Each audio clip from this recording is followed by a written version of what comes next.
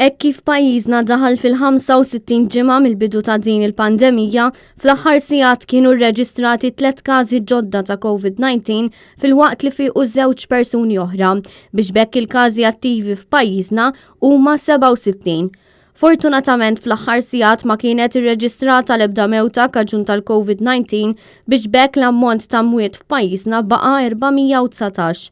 Mill-bidu ta' din il-pandemija kienu rreġistrati total ta' 30,529 każ pożittiv fil-waqt li dawk li fieqhom il-virus jammontaw għal 30,043. Sal-jum tas-sibt l-ammont ta' persuni li tlaqmu b'mod sħiħ kienu l-fuq minn 200,000. Fi ftit ġimgħa oħra f'pajjiżna se tibda tingħata t-tilqima tal-Pfizer lil dawk li għandhom bejn 12 u 15-il sena.